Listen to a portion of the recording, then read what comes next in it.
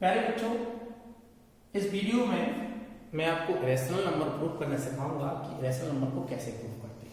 पहला क्वेश्चन है, इस तरीके से क्वेश्चन होगा, प्रूव दैट √2 इज इररेशनल।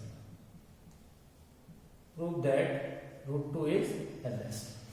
ठीक है, देखते हैं। तो बच्चों, जब भी ऐसा क्वेश्चन आए तो सबसे पहले आपको क्या लिखना है, लेट √2 इज रैशनल। हमें रैशनल प्रूफ करना है, लेकिन हमने इसको रैशनल माना। हम इसकी रैशनल की कंडीशन को लगाएंगे। यदि रैशनल की कंडीशन फुलफिल होती हैं तो ठीक है, नहीं होती हैं तो हम ये कह देंगे कि भाई ये रैशनल तो है नहीं है, तो ये रैशनल है। तो देखो बेटा, क्या होता है, यदि ये रैशनल है तो अल्टीमेटली √2 को हम क्या लिख सकते हैं, p/q की फॉर्म में लिख सकते हैं। आप थ्योरेटिकल भी लिख सकते हो। If √2 is rational, then it can be in the form of p/q, जो कि हमने लिख दिया। और साथ में ये भी बात मेंशन कर दी कि p और जो q है वो हमारे क्या है, कोप्राइम नंबर है। साथ में हमारा जो q है वो 0 के बराबर नहीं है। और ये भी कह देंगे हम कि p/q क्या है, सिंपलेस्ट फॉर्म है। कैसे, कौन सी फॉर्म है, सिंपलेस्ट फॉर्म है। प्यारे बच्चों, इसको आगे करते हैं। √2 p/q हमने स्क्वायरिंग किया। जब दोनों साइड स्क्वायरिंग करते हैं तो ये हमारी स्क्वायरिंग हो गई है। अब देखो बेटा, ये हमारा 2 आ गया है, ये हमारा p², ये हमारा q² आ गया है। यहां से यदि हम इसको क्रॉस मल्टीप्लाई कर दें तो हो जाएगा 2q² और हो जाएगा p²। यहां से हमें साफ साफ समझ में आ रहा है कि जो 2 है वो p² को भी डिवाइड कर रहा है एज वेल एज p को भी डिवाइड कर रहा है। इसको हमने इक्वेशन नंबर 1 माना। अब मैं क्या करता हूं, अब ये जो हमारे पास p² था, इस p² को मैंने या p को मैंने 2 के ऐड कर दिया।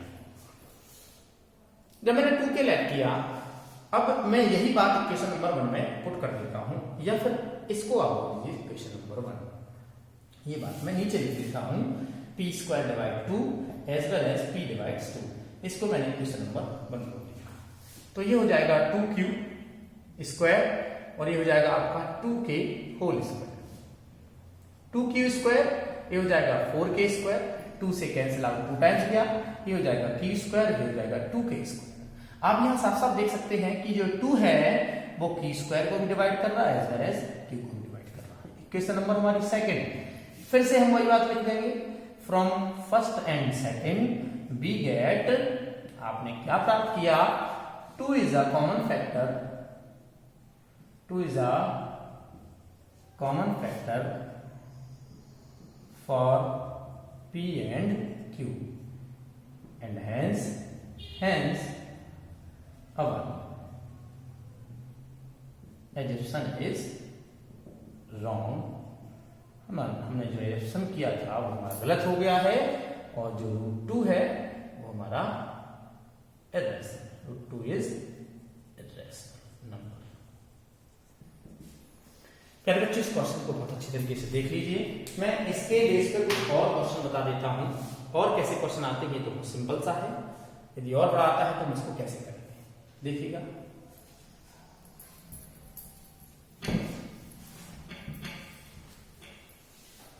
प्यारे बच्चों, पूरा क्वेश्चन इस तरीके से है, मैंने बोल दिया prove that 2 + √3 is a irrational.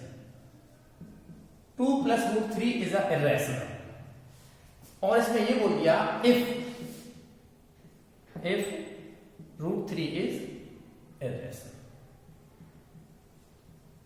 ऐसा भी क्वेश्चन आ जाता है कि वो बोल देता है कि जैसे 2 नंबर हैं, हमारा 2 प्लस में है, माइनस में है, ऐसे यदि आ जाता है और एक नंबर रूट में होता है, वो उसको बोल देता है कि वो रैशनल है, तो कैसे प्रूफ करेंगे। पहले बच्चों, फिर से वही मेथड लगाना है।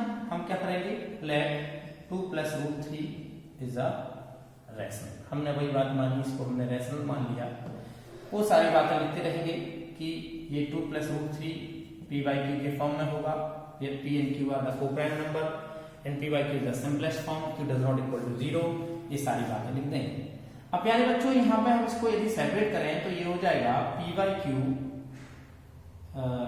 सॉरी इस √3 को मैं ही रहने देता हूं, और ये हो जाएगा p/q, ये हो जाएगा -2q, ये √3 हो जाएगा, ये हो जाएगा p, ये हो जाएगा -2q/q। यदि प्यारे बच्चों आप इस चीज को देखो तो ये तो हमारा रैशनल पार्ट है और ये हमारा क्वेश्चन में गिवन है ये इरेशनल पार्ट है।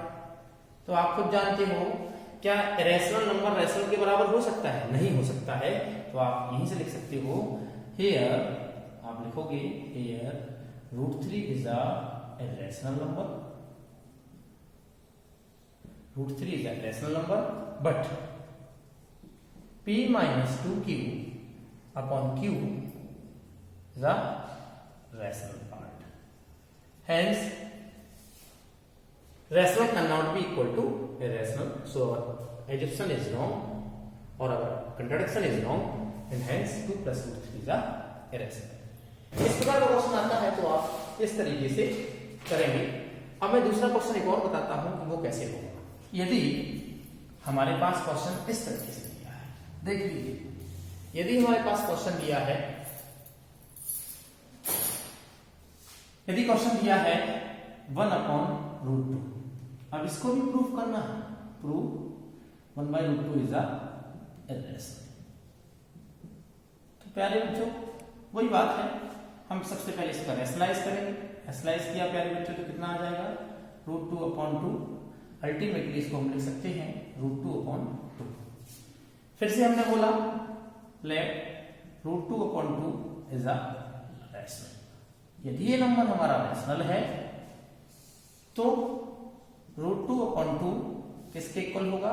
p/q के इक्वल होगा। फिर से वही बात लिखेंगे, p/q सिंपलेस्ट फॉर्म है, p and q are the coprime number, q does not equal to 0। Further क्या लिखेंगे हम? √2 इक्वल टू p/q इंटू 2 कर लेंगे। चाहे तो आप स्क्वायरिंग कर सकते हो, स्क्वायरिंग करोगे तो ये हो जाएगा 2p 4p²/q²। कैंसिल आउट भी कर सकते हैं और इसको आप जो है q² इक्वल टू 2p² लिख सकते हो। आप यहां से ये भी बोल सकते हो कि 2 divides q² as well as q also. Similarly फिर से आप जो मैंने यहाँ पे कंडीशन को लेट किया है, आप इस p की जगह या इस q की जगह भी कुछ और रिप्लेस कर सकते हैं जो कि 2 के मल्टीपल में होगा। तो फिर से वही बात आ जाएगी, यहां हम लिख देंगे कि हियर q² डिवाइड्स, या ऐसे लिख सकते हैं q² divides 2 as well as q divides 2। ये हमारी क्वेश्चन फर्स्ट है। इसी प्रकार से अब की बार मैं क्या कर रहा हूं, q को 2 के लेट कर देता हूं। जब मैं q को 2 के लेट करूंगा तो q की जगह 2 के रख देता हूं, तो हो जाएगा 2k होल स्क्वायर, ये हो जाएगा 2p², ये हो जाएगा 4k², ये हो जाएगा 2p²। ये कैंसिल आउट, ये 2k², ये p²। फिर से वही बात आ जाएगी k² equal to p²/2 as well as p/2। तो इक्वेशन नंबर हमारी सेकंड है। प्यारे बच्चों यहां से हम फिर कह सकते हैं कि from equation first and second जो हमारा 2 है वो कॉमन फैक्टर है दोनों के लिए। किसके लिए? p और q के लिए। तो ये हमारा एजम्पशन फिर से रॉन्ग हो गया है, जबकि मैंने पहले से बोल दिया था कि p और q क्या है? हमारे को-प्राइम है, कोई भी कॉमन फैक्टर नहीं है, लेकिन यहाँ 2 कॉमन फैक्टर निकल के आ रहा है। इस वजह से ये हमारा जो 1/√2 है ये क्या है? इरेशनल है। प्यारे बच्चों आप ज्यादा से ज्यादा इस टॉपिक पे क्वेश्चन लगाइएगा, क्योंकि ये क्वेश्चन आपका 2 से 3 नंबर में जरूर आता है। और फिर भी यदि आपको लगता है कि ये क्वेश्चन हमें समझ में नहीं आया तो आप कमेंट बॉक्स में जरूर लिखिएगा, मैं आपकी समस्या का समाधान जरूर करूंगा।